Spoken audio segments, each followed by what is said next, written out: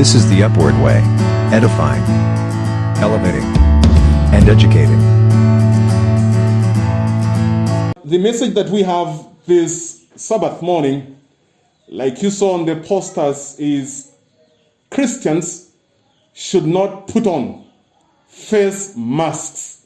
Christians should not put on face masks.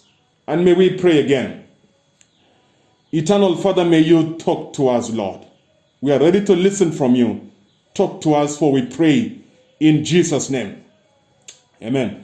I want to confess that what has happened this year is what we did not anticipate.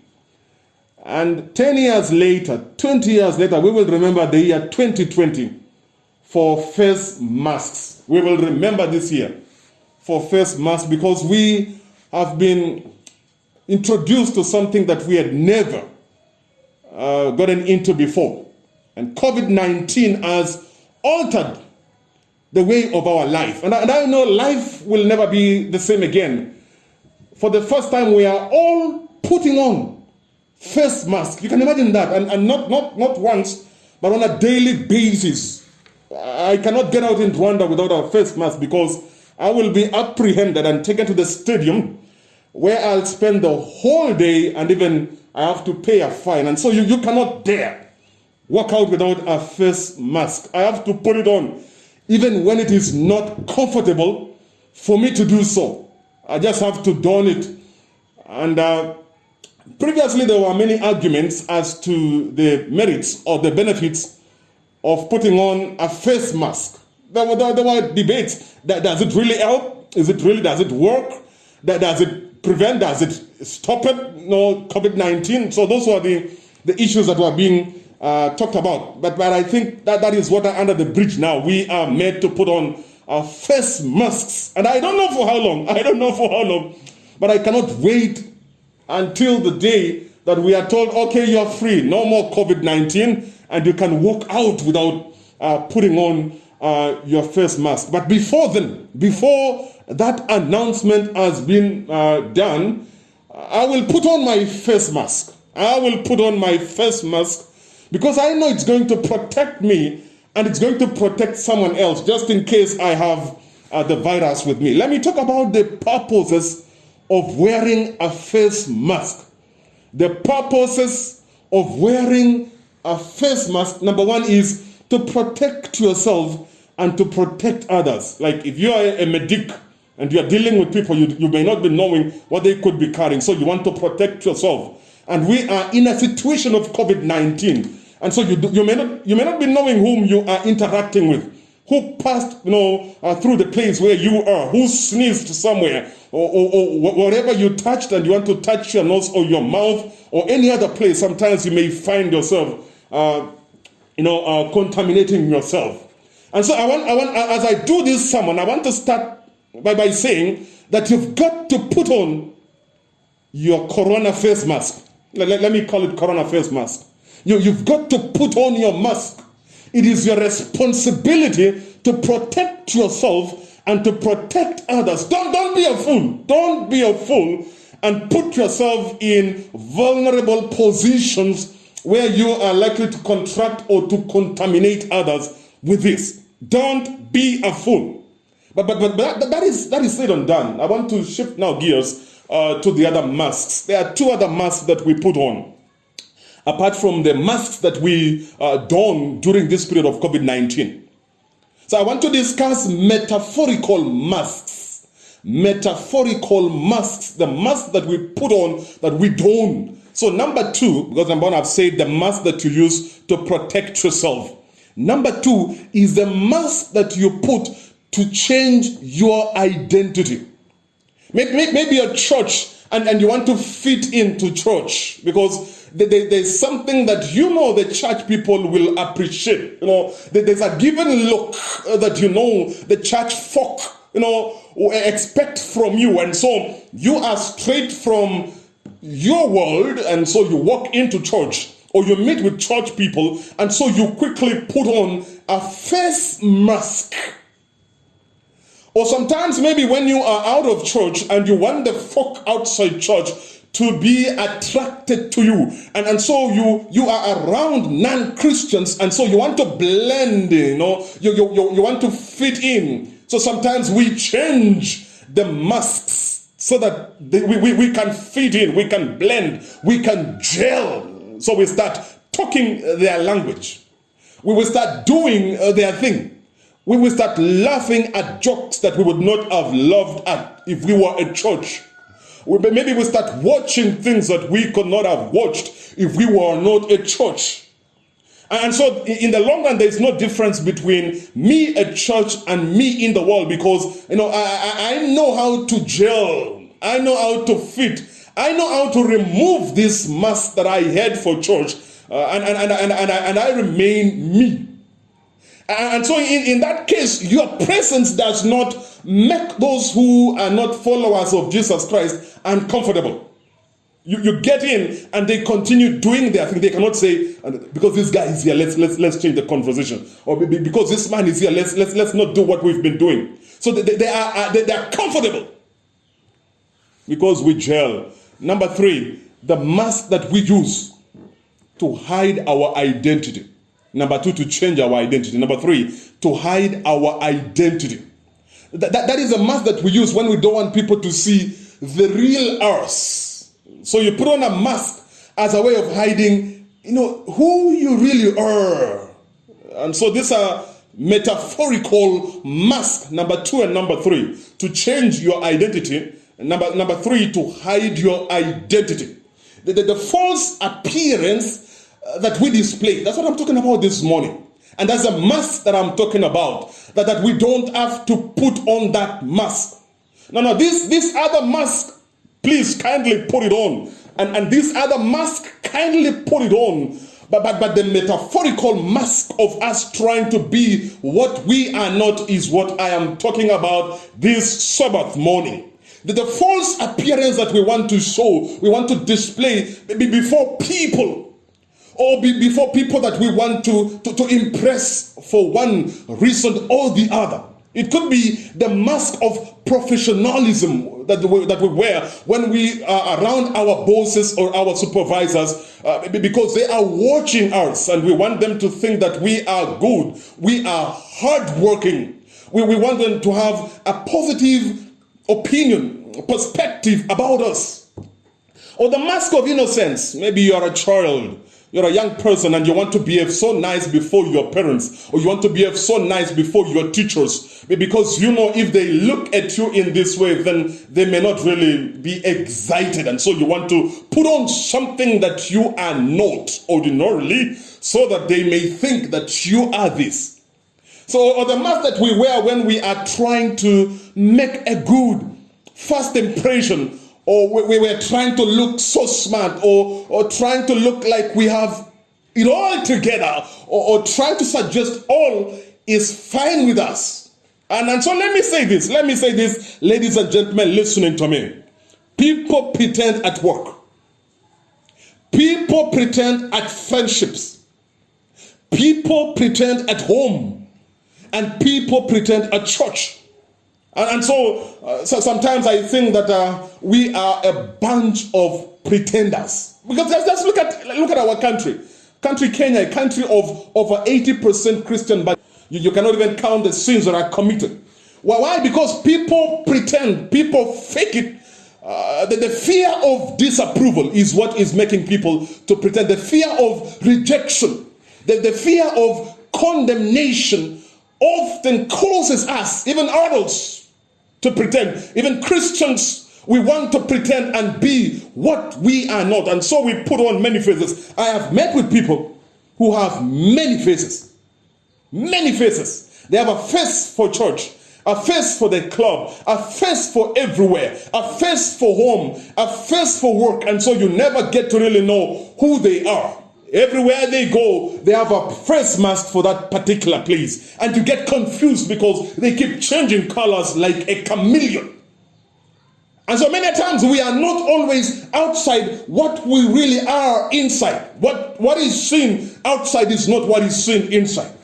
And that is a tragedy of our times. The tragedy of Christianity is that we have enough people who are not real, who are not genuine, but who are fake. We want to hide our weaknesses. We want to put some cosmetics on our weaknesses. We want to look better and even more than we are. And so we put on a face mask. In these days of social media, there are new ways of masking, of hiding or presenting ourselves, in a very mysterious way. We have fake social media accounts. We have fake pictures that maybe have been photoshopped, or we have anonymous accounts. We want not to be who we are. We want to put on a mask and be what we are not. Many people, including Christians, want to look who they are not. Sometimes fake faces, fake hips, fake breasts, fake nails, and fake everything. So my question this Sabbath morning is, who are you? If you rip off the mask, who do we really see? How are you? How are you? How are you? I know you're saying you're fine, but who else lives behind that politeness that we see every day? I have a question. What lies beneath the mask that we see? If we were to dig deeper, what kind of person would we see beneath what we see on the surface? Beneath the mask that you use to conceal and to hide the real you, to hide your hunger, to hide your frustration, to hide your guilt, your worry, and your shame. Who are you? Are you a master masker? You are so good in masking, expert in being what you are not. Now, let me stop to say some husbands and some wives are good maskers. They can be what they are not. When they come to church, what they were at home is not what they are at church. You see a totally different person altogether. And so sometimes children wonder, is this dad, the dad who was making noise and quarreling, getting angry, insulting and abusing, is this really my mama? And that's why sometimes children of Christians, they tend to turn south. They go AY, because what they saw at home and what they are seeing outside home, maybe in the church, is completely different. What they saw in the father in the morning and what they are seeing in the father as the father is preaching is completely different. And so there are many people wearing masks that we've got to peel them off. We've got to remove those masks. They're putting on masks, trying to hide the hurt, trying to hide the pain, the guilt, the sins, the feelings of worthlessness, and the feelings of depression, and the feeling of emptiness. Putting on a mask that we should not put on as Christians. We've got to come out genuinely and be real. Why do we put on masks? Why do we put on and appear for what we are not? We live in fear. What if they really get to know what I am like? Or what if these church members get to know what I do at home, and so I come and I fake it? What if they know what I do at work? What if they know what I do outside in other places? What will they think about me? If they knew about my addictions, what will they think about me? If they knew about my sins, what will they think about me? If they knew about my lying, about my self-image, about my weaknesses. And so what do? We look for a mask to cover so that they think we are wonderful people. They say, what a wonderful person that is. Because they have seen what I decided to let them see, but not really the real me.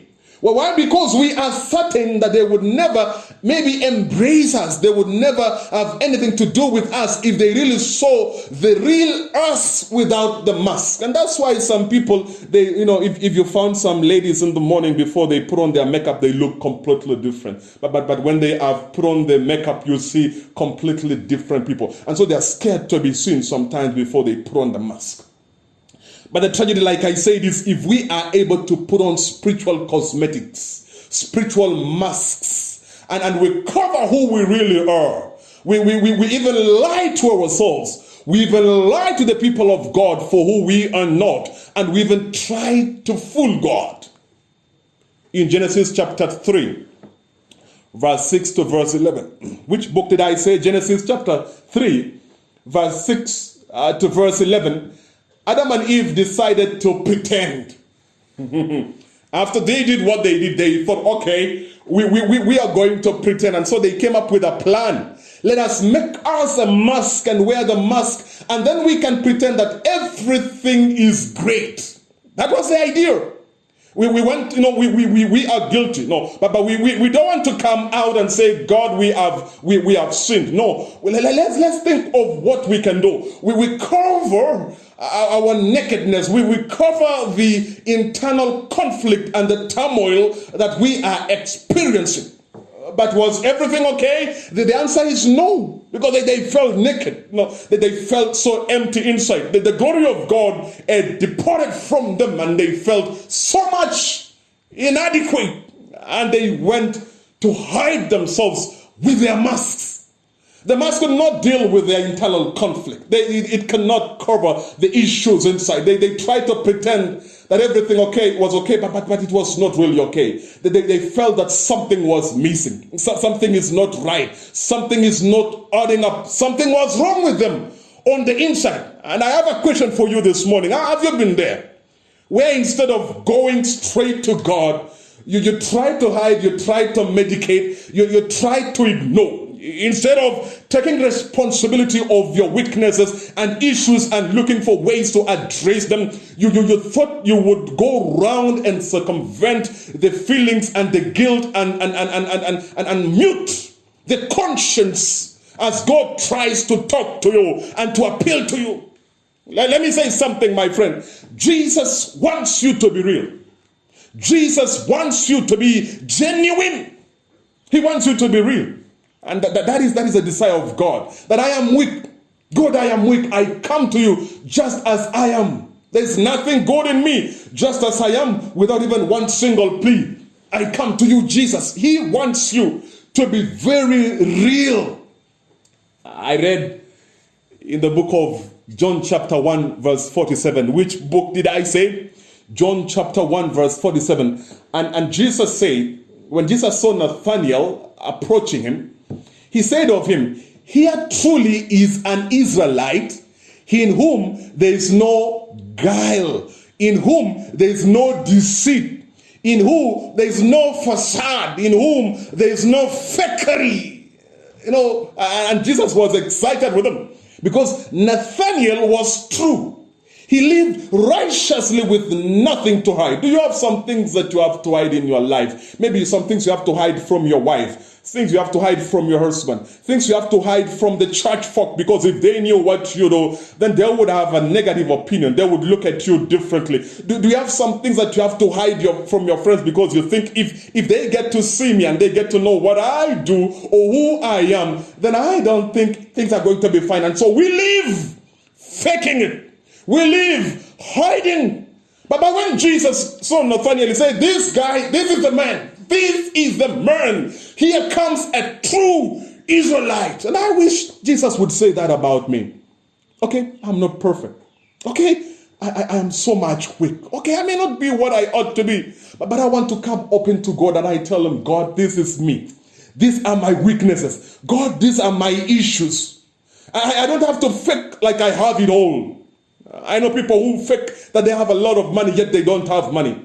People who fake that their families are doing so well, yet they're not really doing so well. No, we've got to come out real. And if we have to seek for help, we seek help. Maybe from a pastor, maybe from a church leader, maybe from someone that we look up to, or even maybe from God, and tell him, God, this is me. I've got these issues that I am dealing with. I want Jesus, my friend. I want Jesus. It's my prayer that Jesus will give me a stamp of approval and say, okay, this guy is genuine. He may not have it all. He may not be doing so well spiritually, but he is genuine. He comes to me. He confesses his sins, says, Jesus, forgive me. I don't want to have a fake stamp on me. Jesus says that guy is fake. That's so sad. So I got a question this Sabbath morning. Do you have a spiritual mask? Do you have a spiritual mask? Do you claim to be what you are not? Do you struggle to be the same person on Sabbath morning that you are the rest of the week. What you are on Sabbath morning is very much different from what you are the other days of the week. When Sabbath is over, you go to your settings, factory settings, and you get to become the real you. But on Sabbath, you try to adjust to be what you are not all the other days of the week. Have you put on a spiritual mask or a mask of spirituality? You see, some people are eager to pray publicly. They want to pray long prayers with pompous words, big words, long, powerful prayers, but they never get time to pray privately. Pray publicly, powerful until we are blessed and we are saying amen. But they never get time to pray in their closets. Christ said, close the room, close the doors, and get to your closet and talk to God. Do you have that time with God? Do you have those quiet moments where you talk, you and God, one-on-one, and you talk to God? You agonize with God as if God is your friend. God talking to God as a friend. And so I'm calling upon you this morning to remove the mask. Peel off that mask and get real. One day Jesus made an observation of such a group of people who were pretenders. In the book of Matthew 23, verse 23 to 29, you will find Jesus talking to the Pharisees, and he told them, listen to what Jesus said. Jesus said, you Pharisees pray long prayers, and you love to be in public places. You pray long prayers, and you love to be in public places before men. Listen to verse 27. 27 says, woe to you, teachers of the law and Pharisees, you hypocrites! You are like whitewashed tombs, which look beautiful on the outside, but on the inside are full of bones of the dead and everything unclean. 28. In the same way, on the outside you appear to people as righteous, but on the inside you are full of hypocrisy and wickedness. Jesus condemning the Pharisees. I don't want Jesus to have those unkind words to me, that I'm faking it, I'm pretending it, I'm not what I ought to be, I'm putting on a mask. No. I'm praying that Jesus Christ may help me to put on my mask and really be a genuine Christian. And that comes with me inviting Jesus into my life and telling him, Jesus, please come and take over. Come and empower me. And I say with Paul, it's not I, but Jesus Christ who is living in me. And the power of the Holy Spirit is enabling me to do and to be what God wants me to be. So I don't want to look good from far. You look at me and say, that man, he's a great man of God. That man, he's good. But far from good. Good from far. You look at me from far and I'm so good. But when you get closer to me, I'm far from good. And that's what I desire for you, my friend, that Jesus Christ may talk to us. Because when we put on a mask, we are causing harm to ourselves. Number one, to ourselves, you cause harm to yourself because you are not honest with yourself. Listen to what the Bible says in 1 John chapter 1, verse 8. 1 John chapter 1, verse 8. The Bible says, if we claim to be without sin, we deceive ourselves and the truth is not in us. So the Bible says, that I've got to get to a point where I say, okay, God, I am a sinner. Born in sin, shaping in iniquity. Nothing good in me. I need you, God. Come in me and perform your miracles. Come in me and do your surgeries in me, God. Come in, Lord, and serve me. Jesus, you are knocking at the door of my life. I want to open and allow you to come in that you may dine with me. Change me into what you want me to be. If we put on mask, we are causing harm to ourselves and harm to our relationship with others also. Because we are not real. We are not genuine. We are fake. And sometimes because we are fake, we never really get to have genuine friendship because we are fake.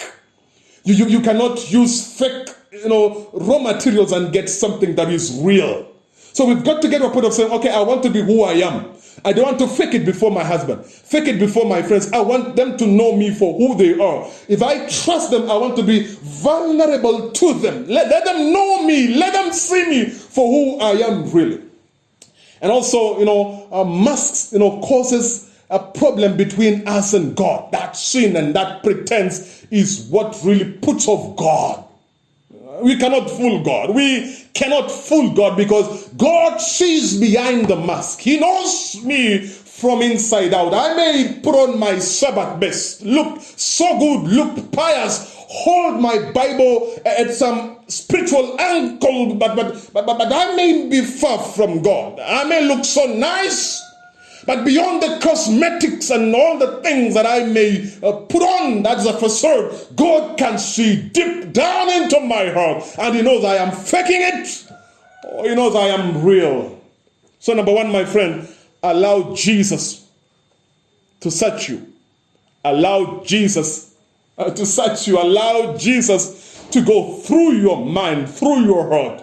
Allow Jesus to scan through your life and reveal to you who you really are. In fact, the more we get closer to God, the more picture, the clear picture that we get of ourselves. The more we get closer to God, the more the confidence that we have to be vulnerable before God and say, God, this is me. You know me, God. You search me, Lord, and tell me. Listen to what David says. David says in Psalms 139, verse 23 and 24. Very powerful verse. Very powerful, my friend. He says, search me, God, and know my heart. Test me and know my anxious thoughts. See if there is any offensive way in me, and lead me in the way everlasting. Search me, Lord. That should be my prayer and your prayer this Sabbath morning. Search me, Lord. Let me know who I am. Expose me to myself. Even the things I thought you don't even know, God. Let me know. Let me know me, Lord. Help me, Lord. Help me. Fix me, Jesus. I want to be real. I don't want to be fake. So number one, allow Jesus to search you. Number two, confess your faults. Confess your faults. Genesis 3 verse 11. Confess your faults. Tell God, please forgive my faults. These are my weaknesses. The Bible says in 1 John chapter 1 verse 9, if we confess our sins, He is faithful and just, and He will forgive. When we go before God, He forgives. He is a forgiver. He is the eraser of all sins. He will deal with our sins. We don't have to fake it. We don't have to curry the sins. No. We don't have to go with a lot of burdens, a lot of guilt, and a lot of shame. No.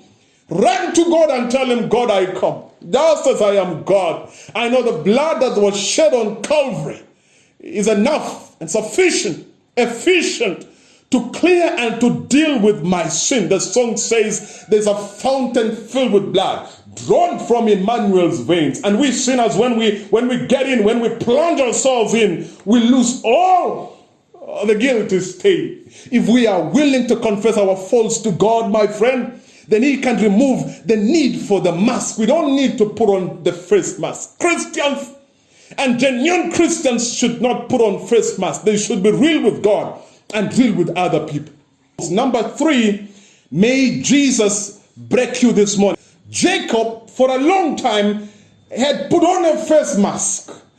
He had tried to be many things to many people. At home, he was something else. He ran away and he was something else. And God saw potential in him. And God said, I'm going to deal with this man. And so one night, God visited him and he struggled with him because God wanted to remove the mask that Jacob had put on for a long time. And he struggled with him. Sometimes it's not easy to deal with hypocrisy. Sometimes it's not easy to remove the mask and to be who you are until God has to descend down and He wrestles with you because He wants to save you. You've been in church for some time and God knows that you are not really what you say you are. Sometimes God comes down and He wrestles with you. God comes down and He throws a brick at you because He wants to save you. God comes down and He says, okay, you deal with this sickness and disease because it's going to humble you. God says, okay, you're going to lose this because this has been the hindrance and so I'm going to fight you until you come to a point of submission. It's my prayer that I don't allow God to fight me, to remove the mask. You see, after God fought with Jacob, Jacob said, okay, Lord, I can't allow you to go. And he told, okay, your name is now going to change from Jacob, who is a deceiver, removing the mask, peeling off the mask. You are not going to be Jacob, who is a liar again, but you're going to be Israel.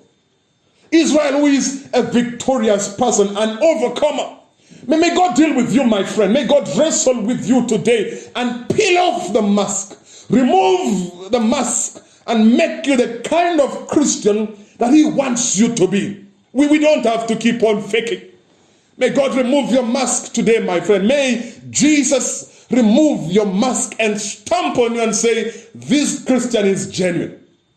This person in Homer Bay is genuine. I can count on them anytime, anywhere. They are consistent in their integrity and in their calling to be a Christian. May God remove your mask, my friend. He removed the mask of the Pharisees and he revealed to them their lifeless religion. May God remove your mask, my friend, today. He removed the mask of the rich young ruler, and he revealed a man who was held up by greed. And may God remove your mask today. I am praying. May God remove your mask today, my friend, as he did to the mob, to the crowd that dragged the woman to Jesus. And he removed their mask and they saw themselves for who they really were. And their stoning mission ended there. They threw their stones and they scattered in 7 different directions. May Jesus remove your mask. May he remove my mask and help me to see myself for who I am, for real, who I am. And that will show me the need to go to him and tell him, Jesus, I have discovered I am not what I thought I was. I am a sinner, Jesus. I need your help. May God remove your mask, my friend, as he removed the mask of the woman at the well. The woman who was met by Jesus. And the woman who was adulterous, the woman who was empty inside, discovered who she really was. And after the mask was peeled off, the Bible says she ran back to the villages. She ran back to the streets. She ran back to the alleys and calling people, telling them, come and see this man, Jesus Christ, who told me everything I ever did. Why? Because Jesus pulled off the mask from her and she saw herself for who she really was. May Jesus deal with our masks today, my friend. Are you willing to allow Jesus Christ to remove your mask? Are you willing to lay down your mask this afternoon? Come on, my friend, we've got to deal with this mask business. Christians and real Christians who are sold out to Jesus should never put on their face mask. They should come out for who they are. Let the world know that you are a Christian and a solid Christian who stands for Jesus. Come rain, come sunshine. Let people see Christ in you. Let them see Jesus Christ of Nazareth in you. Be it at church, let them see Jesus. Be it at school, let them see Jesus. Be it at home, let them see Jesus. Be it with your friends, with your neighbors, let them see Jesus Christ of Nazareth everywhere. And all the time, may they see Jesus Christ of Nazareth. I want to pray with you, my friend, that Jesus Christ may break us and remove the masks that we have, the mask of pain, guilt, sin, and shame, that we may walk shoulders high as children of the King. May we pray. Dear loving Father, we thank you so much for talking to us and appealing to our hearts. That God, we've got to come out clean and genuine for who we really are. Because God, when we come to you, you never cast us away. You welcome us. You're saying, come as you are. Even though your sins are red like scarlet, God, you're willing to deal with us. Your word says so. Accept us, Lord, and battle us. Don't give us peace, Lord, until we are the kind of people that you want us to be. Deal with our weaknesses, God, and make us presentable before your Father. Acceptable not because of our merit, but because of what Jesus Christ did on the cross, and us accepting Jesus Christ who came and he died on the cross of Calvary because of our sins. Forgive us, Lord, and empower us. Fill us with your Holy Spirit. Bless these people who listen to your word this morning, for we have prayed in the name of Jesus Christ. Amen.